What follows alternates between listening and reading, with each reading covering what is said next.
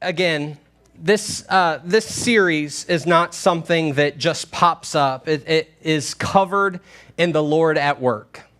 And today, by no coincidence to the Lord, he led me to a passage that has been near and dear to my heart for the past 6 or 7 years. A passage of a man named Elijah, and it's in 1 Kings chapter 18, verses 41 through 46. And it says, "And Elijah said to Ahab, 'Go and drink, for there is the sound of a heavy rain.' So Ahab went off to eat and drink, but Elijah climbed to the top of Carmel, bent down on the ground, and put his face between his knees. 'Go and look toward the sea,' he told his servant. And when he went up and looked, the servant said, 'There is nothing there.' 7 times Elijah said, 'Go back.' The 7th time the servant reported, 'A cloud as small as a man's hand is rising from the sea.' So Elijah said, 'Go and tell Ahab, hitch up your chariots and go down before the rain stops you.' Meanwhile, the sky grew black with clouds and the wind rose. A heavy rain started falling, and Ahab rode off to Jezreel. The power of the Lord came on Elijah. Tucking his cloak into his belt, he ran ahead of Ahab all the way to Jezreel." Father, I pray that you would just be at work in your words, that you would give us clarity in the direction you are taking us in your passage here. Help us to understand what you have for us today, God. Speak to your people. Speak through me. It's in your name we pray. Amen. So what we have here is we have a nation coming out of drought. A nation desiring a breakthrough. A nation who has been put through 3.5 years of no rain. We're about to enter 3.5 months of no rain here in Florida. But this is 3.5 years of rain where this nation has been going through this drought. And Elijah finds himself in a place where he begins to pray for breakthrough. He begins to pray for rain. Which is interesting because Elijah is praying for something that he put himself in. If you go back in 1 Kings, you see that Elijah was the one who actually prophesied and asked for a drought.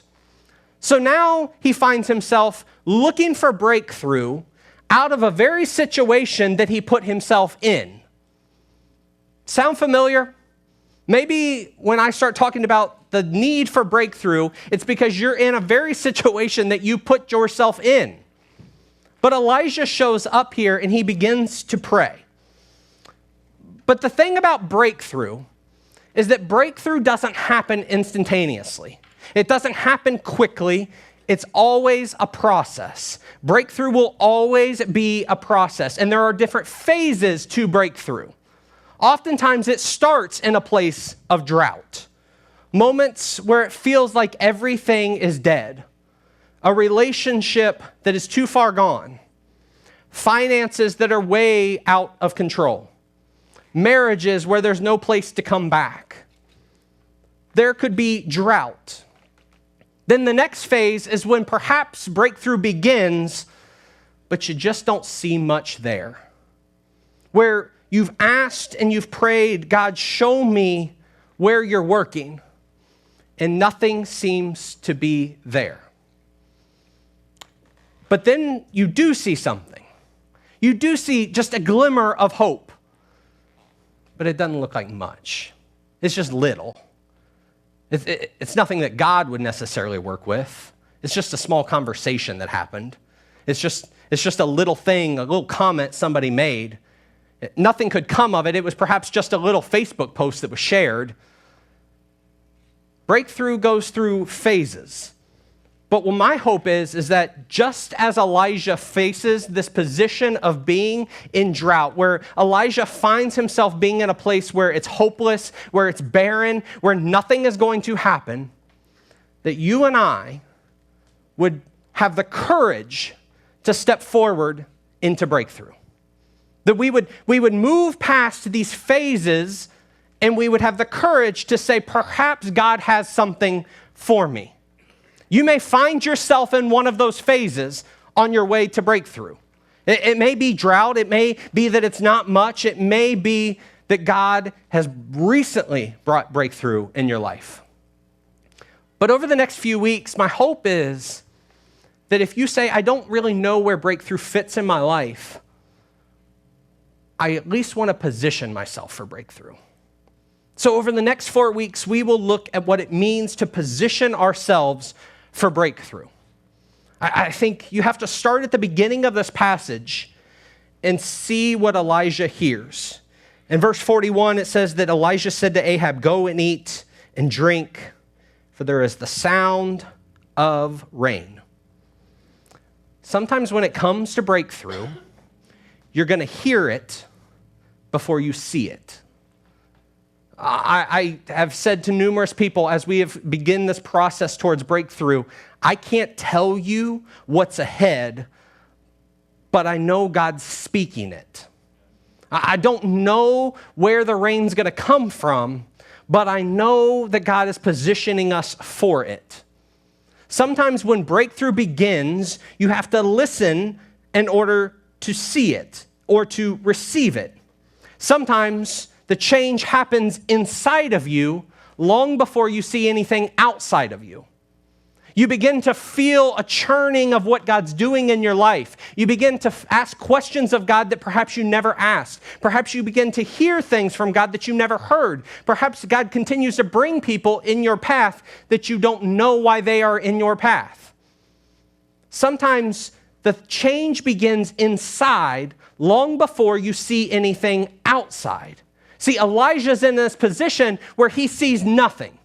He just came off of this incredible moment where God rains fire from heavens. You'd think you'd be okay to say, I can believe and trust in God when that happens, but not Elijah. Elijah says, I still don't know what's next, but I want to retreat because I hear the sound of rain. I want to tell you over the next 4 weeks that I hear the sound of rain. And I need 70 people to begin discerning and going up the mountain to begin to hear what does that mean in your life? What is the sound of rain? Because some of you look around and say, Pastor, I don't see anything of what you're talking about. Nothing's breaking through over here. The only thing that's broke right now is my bank account. That's the only thing that I can receive is broke right now. But maybe, just maybe, if you spend some time retreating, God will begin to speak something that you can hear. You may not feel it, but you begin to hear it. See, the biggest obstacle when it comes to us beginning to receive breakthrough is doing it when it's invincible. Is to having the courage to step out into it when nothing seems to be changing. Work is not changing. It's getting worse. My marriage is not changing. It's getting worse. My friendships aren't getting better. They're just the same. Sometimes breakthrough happens when we have the courage to move forward when we don't see that breakthrough is possible. So that's the big, bold hope that I have for all of us, is that we would have the courage to step forward into something that could be an absolute breakthrough. I love this passage that just, again, God showed up in a reel this week by Billy Graham, not in my dreams. Billy didn't show up in my dreams. He just showed up in my timeline. But Billy Graham talks about when he was early in his ministry, and he said to his mom, Mom, I'm praying, but I'm not seeing anything happening. And his mom said, Billy, you're positioning yourself. Sometimes when you don't see anything, it's when God's the closest to you and he's beginning to test whether you can take that next step. Maybe this morning you say, I don't see it, but maybe, just maybe, God doesn't feel close, but maybe he's the closest to you that he's ever been. Maybe he's ready to take you somewhere if you're willing to step out in sheer faith that he could do a breakthrough in your life. So when you look at this, you say, well, Elijah's retreating. He doesn't look like he's going anywhere. Well, I'd like to point to you that sometimes you have to position yourself closest to God by going to the top of the mountain, and you need to retreat to a place where you don't have the outside voices. That's the only place you're going to hear the sound of rain, is when you stop the outside voices. And Elijah goes to the top and he begins to pray. And it's in these moments that you and I should recognize that when we begin to retreat and search for the sound of rain, the enemy is going to begin to attack. This week has been a doozy. Shout out to Pastor Appreciation. I can't let it pass without saying thank you to Pastor Cassandra. She could not have set up the series any better than she did last week. So thank you so much for that. But I don't appreciate you saying how much we were going to be attacked this week, because you weren't kidding. It's in these moments where we're pursuing breakthrough that the enemy says, oh, breakthrough's for the person sitting next to you. That's not for you. I don't have anything else for you. You're already in a good place. Your marriage is good. You got a job that pays well. You're not in debt. Breakthrough's for this person, not you.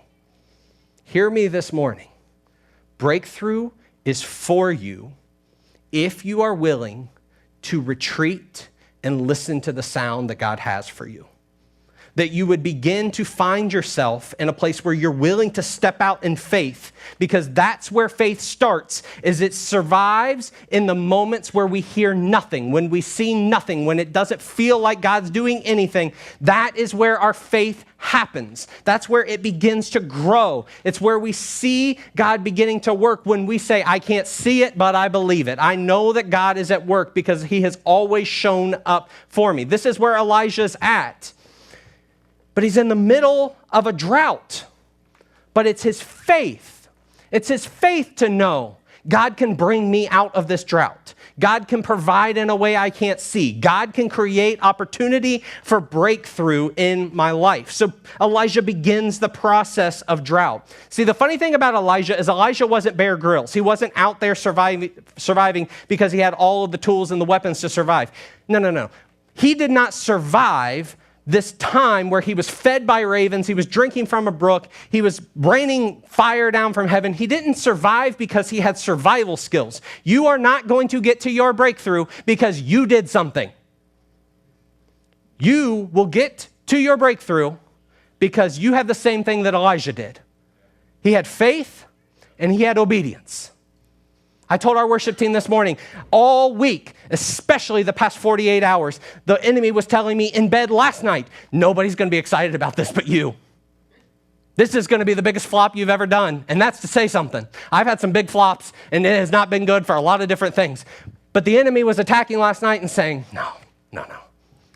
Church isn't ready for that. The people aren't ready for that. And I told the worship team this morning, I very well might be stepping into 2025 by myself in this room with me and my lovely family who watches me online every week. It may just be the 7 of us, I don't know, but I will walk in it in faith and obedience, and I will survive in that. He survives with faith and obedience, not just through the drought, but he does it through the next phase. It says in verse 42 that he climbed to the top of Mount Carmel. And this is what's amazing. I won't do it because I got skinny jeans on. I don't want to tear it. But he gets down on the ground and he puts his face between his knees and he begins to pray. Sometimes when you're pursuing breakthrough, what you're looking for can't be used with your own eyes. Sometimes in that retreat moment of just prayer, it just has to be you and the sound of God. Because there will be people that as you begin to be bold in 2025 and you begin to sit at coffee with people and say, I am praying for a breakthrough in this. Someone will look at you and say, yeah, that's a good idea, but probably not you. See, Elijah moves to a place where he just asks to be spoken to. Today, at the beginning of this breakthrough series, your prayer should be, Father, just speak to me. I'm just going to sit here and I'm going to put my head down and I'm going to focus on what's going on and I'm going to focus on you. I don't want to hear the outside noise. I don't want to hear other people telling me what can happen. I don't need to follow another church to see how great they are. I don't need to worry about how great my neighbor's house is or how much money they have or how smart their kid is or how great they are in athletics. I don't need to hear any of that. I just want to hear you. This is how we pursue breakthrough. No outside voices, only you and God. For the first time in 7 years of reading this passage and loving this passage, it was apparent to me that as Elijah goes to send somebody else to look, why would Elijah even send somebody? Why wouldn't he do that?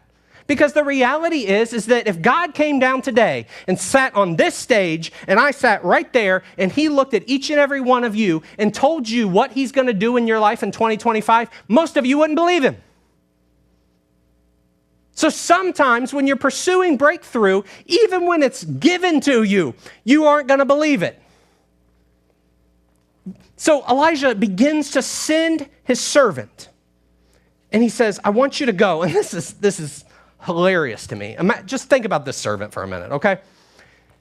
Elijah says, hey, servant, you, just go back to the sea and let me know if you see rain coming. This servant comes back.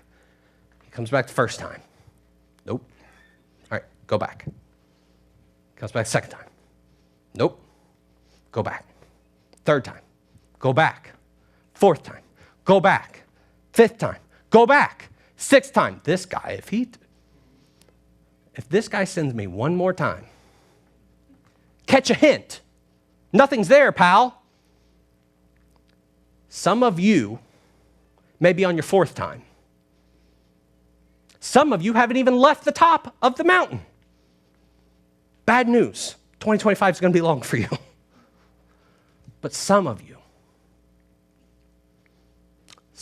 are on the sixth time. Some of you are going back. And let me ask you this question. On the third time, was there anything? On the fifth time, was there anything? What about the sixth time? It's a trick question. There was always something there.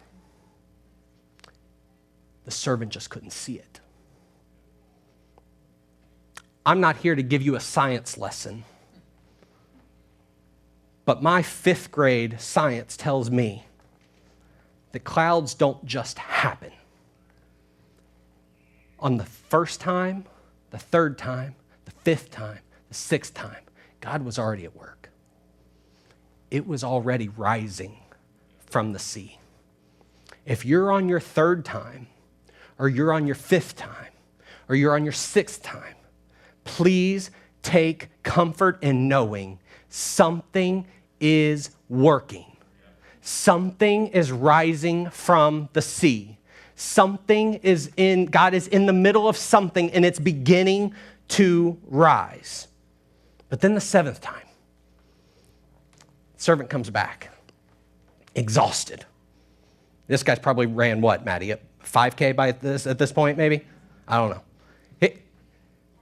He's gone. He's coming back. He goes, all right, so here's the deal. There's something, but it ain't much. It's just a cloud, the size of a man's hand. Probably shouldn't get excited. Storms don't start with that. This morning, I need you to know that in my walk with Jesus Christ, God can take something small, insignificant, not impressive, and make it something significant.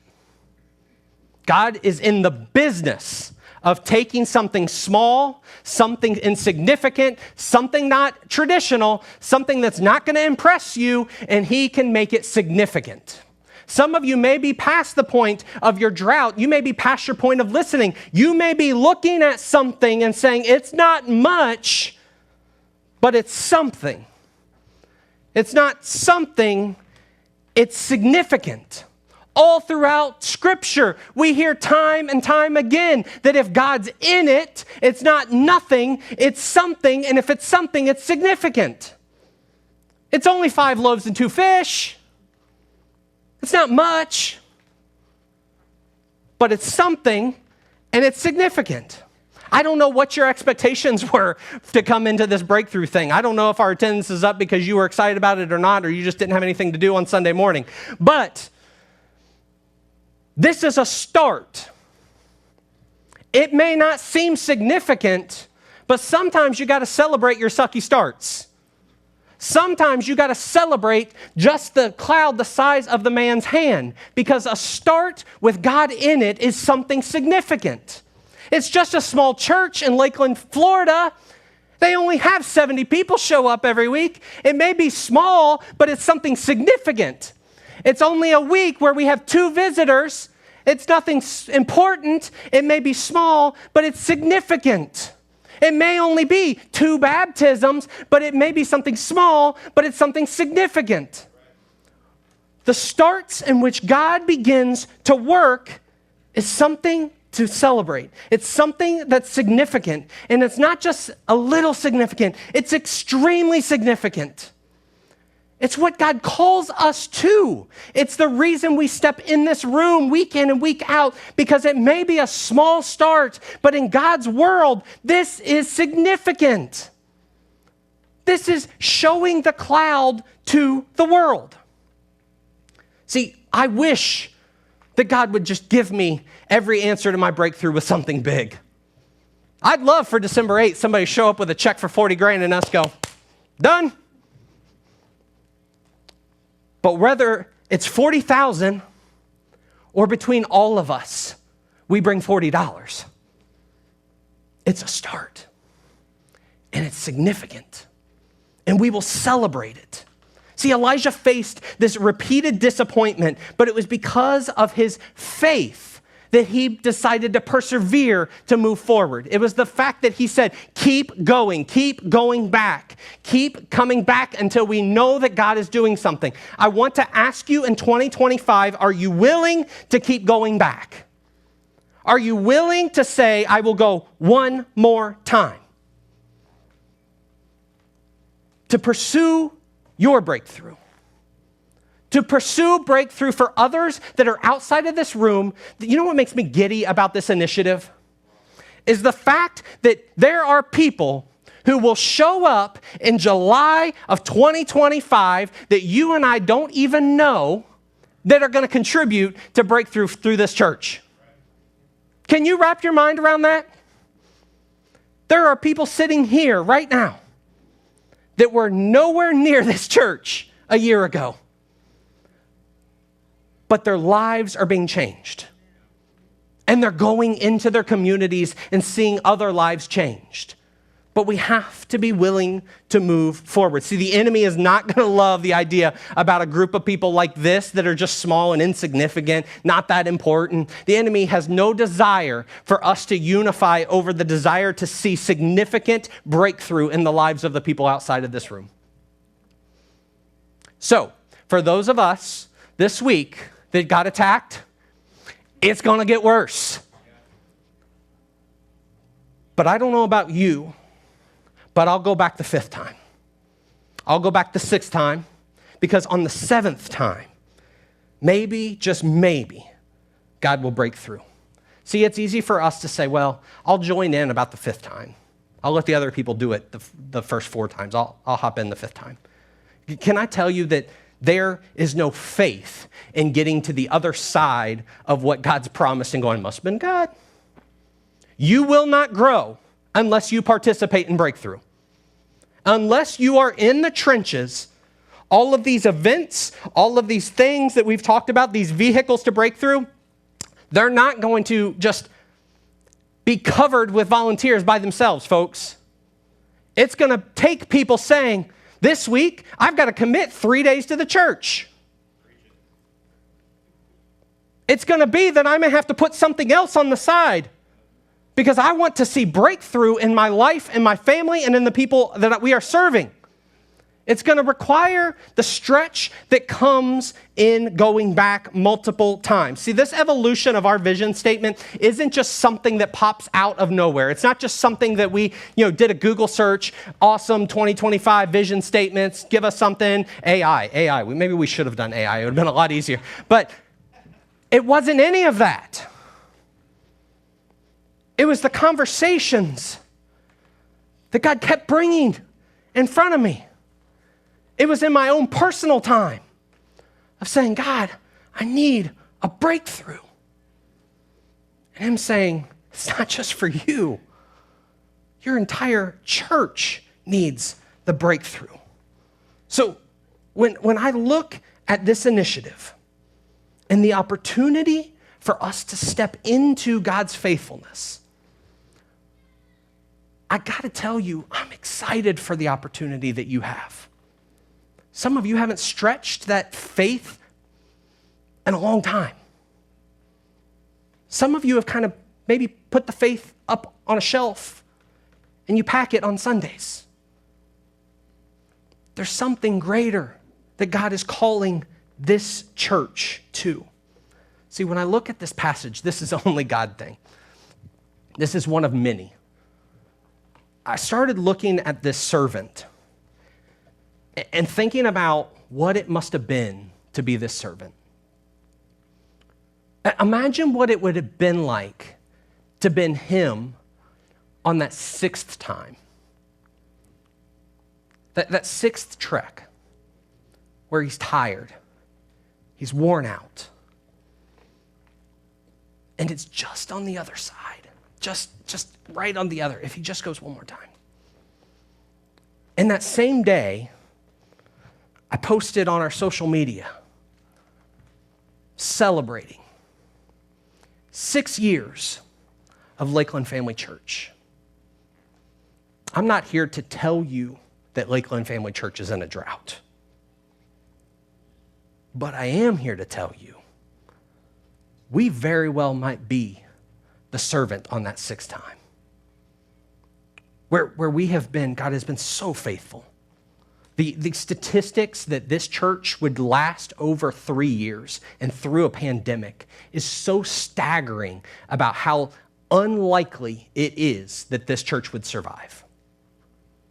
I mean, in 6 years, in 4 years, this church went through a pandemic, went through a physical address change, went through a pastoral transition,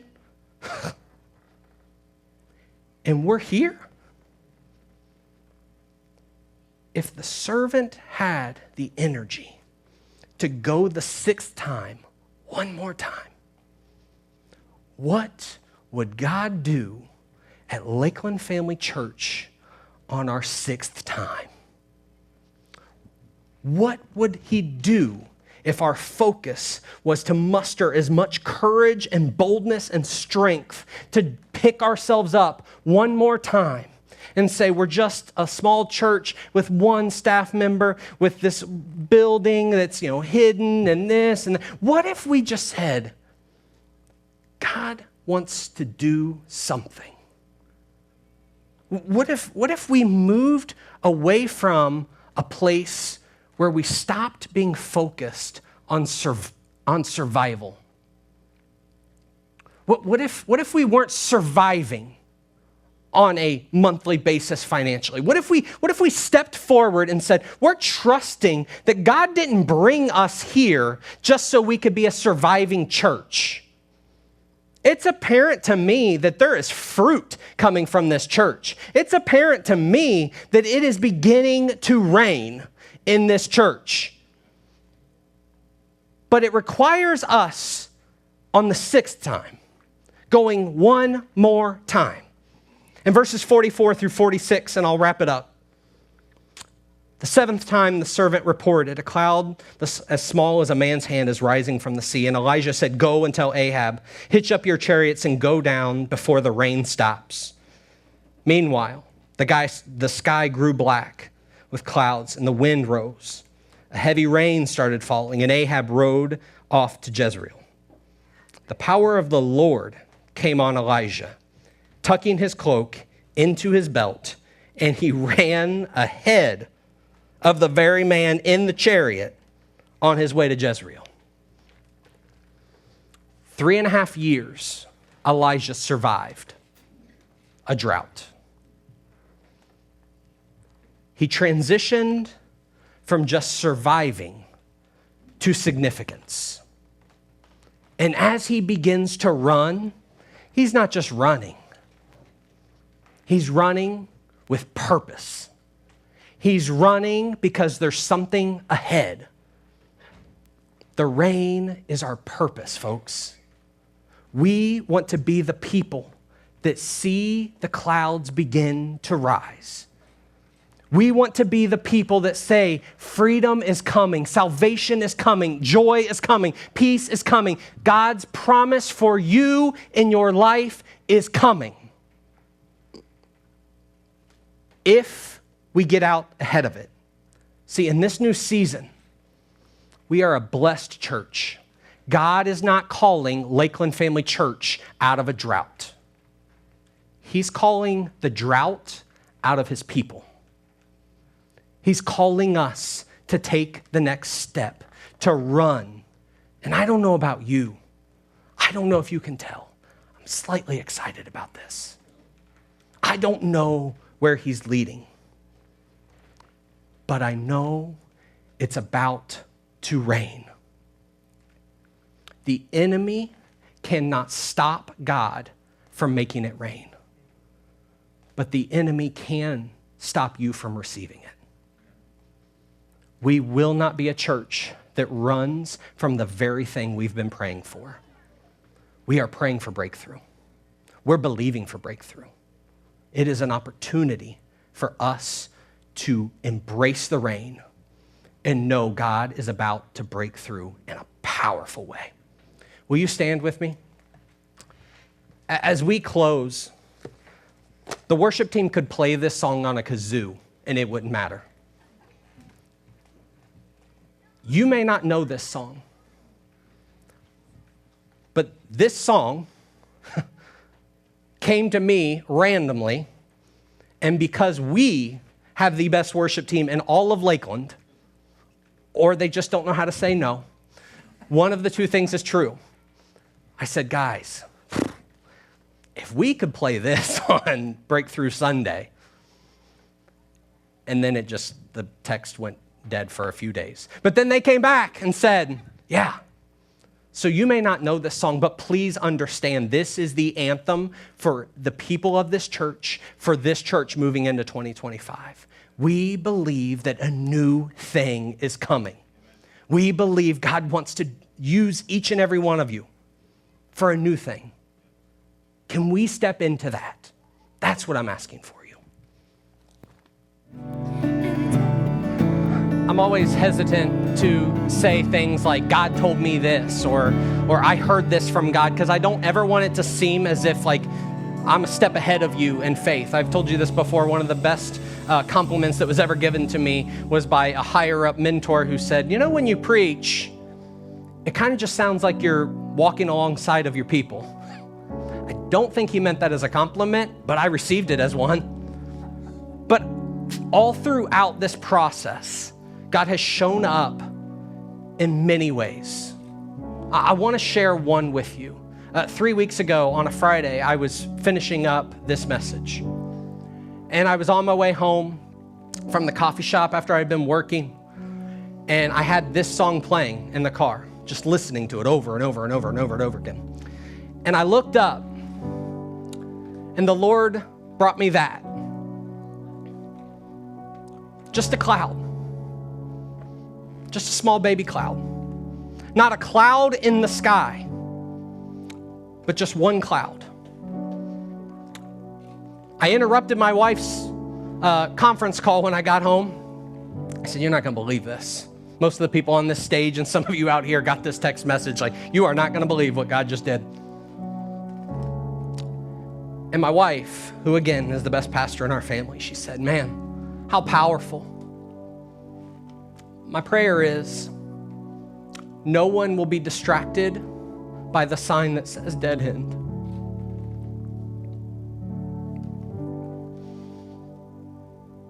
There's a new thing coming. There is a cloud. It may not be impressive, but it's something, and it's significant. Don't be distracted by the sign that tells you that that's a dead end. Don't be distracted with what the enemy is going to tell you about the breakthrough that God has for you. Keep going. Pursue the cloud, because rain is coming. Tomorrow morning, you will get what we're calling the breakthrough edition of the newsletter. To say it's jam-packed full of information would be an understatement. Take the time to read through that. There's so much going on in the life of this church. And I am so excited over the next few weeks and months to tell you the story of this church. You may have walked in this morning and thought, this is just my little church. It's so much greater than that. God's doing something big, and he's going to use us to tuck our cloak and run with purpose. Read the newsletter tomorrow, and on your way out, our wonderful friends and our kids ministry, they got a cloud for you. I want you to take it this week. I want you to put it up and be reminded. It may not look like much, but God's about to do something. Love you. So excited about the future. Make sure you sign up for a vision gathering this week. Space is limited.